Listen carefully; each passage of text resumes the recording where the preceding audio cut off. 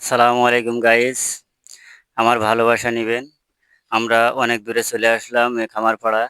তো এখানে আসলাম সেই অবশ শিশু বাচ্চাটা, তার পিতা চলে গেছেন পৃথিবী ছেড়ে। ও নিজেও জানে না তার পিতা এখন কোথায় আছে। তো আল্লাহ পাক যেন ওই বাচ্চাটার সঠিক বুঝ দান করে। সকলে মিলে এই দোয়াটুকু আপনারা একটু করবেন। তো চলে আসলাম ওই চাচির মুখ থেকে কিছু কথা আমরা শুনবো। আমার সেই আপাটার মুখ থেকে কিছু কথা আমরা শুনবো। আর আমাদের ভিডিও পাওয়া মাত্রই আপনারা ওনাদের একটু খোঁজ খবর নিবেন। কারণ ওনাদের কিন্তু দেখার মতো কেউ নাই। আমরা এসে দেখে গেলাম। একটা ছেলে তাও মারা গেছে। তো আপনারা একটু দয়া করে ওনাদের একটু খোঁজ খবর নিবেন। আল্লাহ পাক অন্তত আপনাদের ভালো রাখবে, এটুকু আমরা বিশ্বাস করি। তো এখন এই বাচ্চাটা কি আপনার কি জ্বালাতন টালাতন করছে কিছু?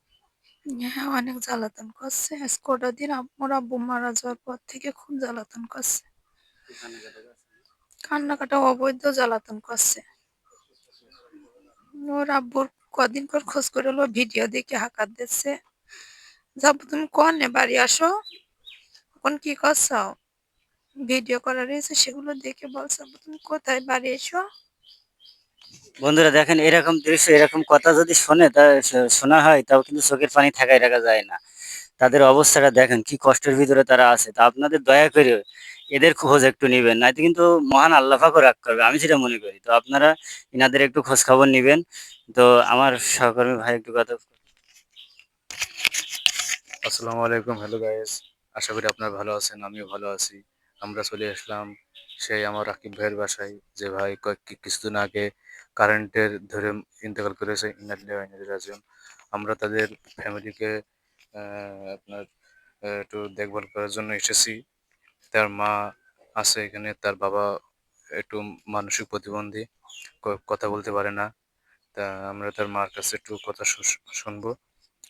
তা তো আপনার ছেলে মনে করেন যে কারেন্টের ধরলো কি স্কুল থেকে?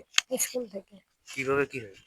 আমার ছেলে স্কুলে গেছে যে কারেন্টের বোধহয় ফ্যান ঠিক করতে যেয়ে সেখানতে পড়ে যেয়ে মাথায় লেগেছে, তাই চেয়ারের পারে দিয়ে মাথা দিয়েছে। তার মেয়েটা খুব এখন কান্নাকাটাও করছে, গোরস্থানে যেয়ে কাঁদছে, সেখানে মাথায় হাত বুলোচ্ছে।